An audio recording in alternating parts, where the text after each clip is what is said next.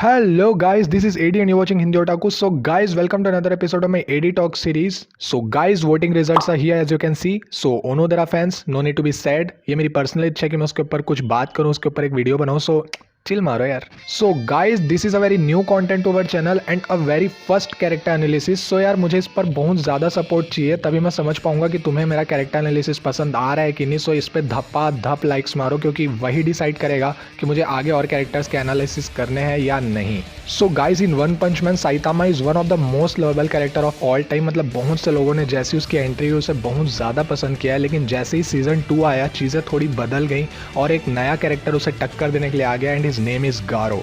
Yes, ये एक ऐसा बंदा है ना जिसे मतलब बहुत सारे लोगों ने बहुत ज़्यादा पसंद किया, इंक्लूडिंग मी. मतलब यार मुझे ये कहने में ज़रा भी हेजिटेशन नहीं होगी कि मुझे गारो का कैरेक्टर डेवलपमेंट और उसका कैरेक्टर इस एनिमे वर्ल्ड के जॉनी सिन्स से भी ज़्यादा पसंद आया है. एंड आई होप तुम में से बहुत लोगों की सोच भी यही होगी अगर तुम एकदम ही हीरो लवर टाइप के नहीं होगे तो. So guys without doing any further delay let's start a very first character analysis of this channel.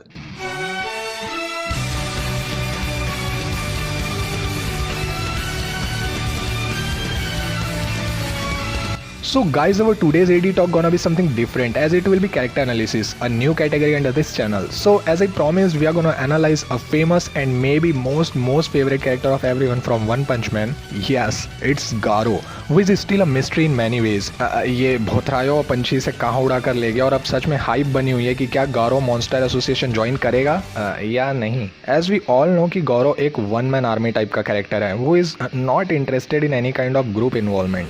Series के दौरान उसने कई बार इनविटेशन ऑफर को रिफ्यूज़ भी किया है. Okay first let me clear कि मैं इस टॉपिक पे जितनी भी बातें करूँगा it is purely based on anime only, those 2 seasons, not manga. ओके, मैं मैंगा नहीं पढ़ता, ये तो जग जाहिर है. सो first let's talk about his appearance. तो यार गौरव एक मस्क्यूलर बंदा है, वो muscles are clearly shown due to his tight black clothes. Garou के बहुत ही शार्प फीचर है, that is his yellow eyes, long spiky silver hair, जो कि कुछ इस तरह के हैं कि ये क्लियरली एक वुल्फ को रिजेंबल करे. वुल्फ रिजेंबलेंस का एक रीज़न ये भी है कि ये काफ़ी हद तक एक वुल्फ की तरह कनिंग और तेज है.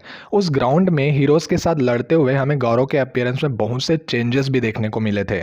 Well he is damn cool and his looks are so amazing. So now let's talk about his histories and personal thoughts. As we all know, Garo was former disciple of Bang and one of the most powerful fighter in dojo.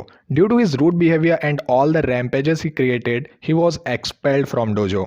Basically, he is known as Hero Hunter, or at least he says this to himself, a self-proclaimed Hero Hunter.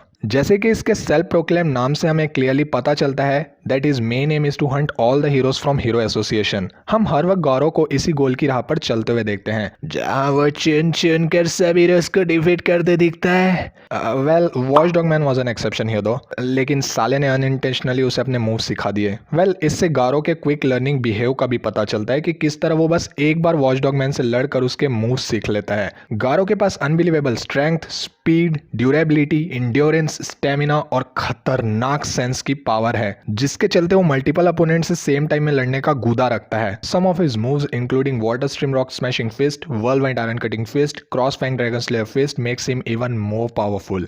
Well he may have no chance against Saitama, but still we can consider him best antagonist of all time. मतलब यार अकेले पूरे heroes के group के साथ लड़ना, वो भी तब जब उसकी हालत इतनी ज्यादा वीक हो. And then S class demon cyborg and after that 2 masters from dojo from whom he has learned techniques. इन सबके सामने ऐसे हालात में भी टिके रहना अपने आप में गारो को पावर एंटागोनिस्ट के लिस्ट में शामिल करता है. एंड या we can not forget is that soft corner for this kid where he wants to protect him at any cost. He has also said some great lines.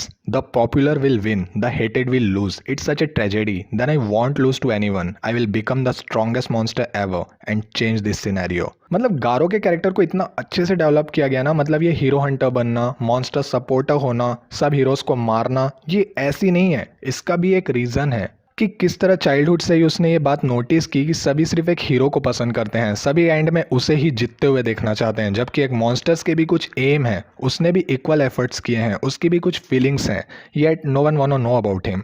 In school he and his friends used to play hero game, जहाँ एक popular लड़का हमेशा hero बनता था and Gaurav एक monster, and at the end उसका हारना ज़रूरी है because he is monster. So according to him this scenario is completely biased and unfair.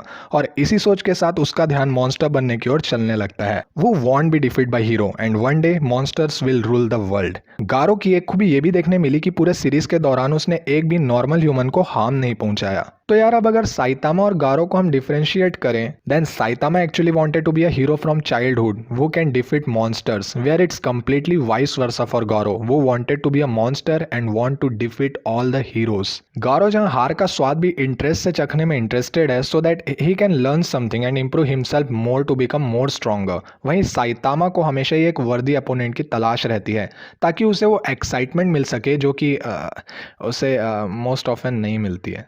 Where Saitama is so strong that he becomes so emotionless with fights, Garo is a very good observer and he can handle any situation। जैसा कि उस scene में जब वो week condition में रहता है और Hero Association A and B rank के हीरो शेड को घेर लेते हैं, वो उस बुक के थ्रू सबकी पावर्स पता करता है and then he plans everything and then he beat every single one even in his weak condition, खासकर वो poison arrows. So he is a good planner and observer, ऐसी चढ़ नहीं जाता किसी पे भी।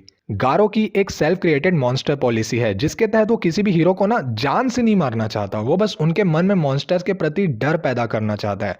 मास मर्डरर बनना उसका एम नहीं है और इसी के तहत मॉन्स्टर एसोसिएशन के मॉन्स्टर्स गारो को हेट करते हैं क्योंकि ऑब्वियसली उनकी मॉन्स्टर पॉलिसी अलग है। वो बस मास मर्डरर बनना चाहते हैं, वो बस सभी को ख़त्म करना चाहते हैं और गारो कंप्लीटली डिफरेंट सोच रखता है। And that is also the biggest reason that he always refuses the invitation from Monster Association. तो यार एट द एंड में बस इतना ही कहना चाहूंगा कि मुझे गारो का कैरेक्टर बहुत बहुत बहुत ज़्यादा पसंद आया और मैं बेसब्री से सीजन 3 का वेट कर रहा हूँ क्योंकि मुझे इसके बारे में और जानना है। और यार महंगा तो मैं पढ़ने से रहा। तो यार ये था मेरे तरफ से गारो का कैरेक्टर एनालिसिस। उम्मीद करता हूँ कि आपको पसंद आया हो। देखिए मुझे कैरेक्टर एनालिसिस के बारे में कुछ ज़्यादा पता नहीं है, लेकिन मैंने अपने तरफ से कोशिश की। उम्मीद करता हूँ आपको पसंद आया हो। अगर कुछ छूट गया हो या कैरेक्टर एनालिसिस में कोई और चीज़ें ऐड करनी होती हैं तो यार मुझे कमेंट में ज़रूर बताओ एंड मैं नेक्स्ट टाइम उसे ज़रूर ऐड करूँगा।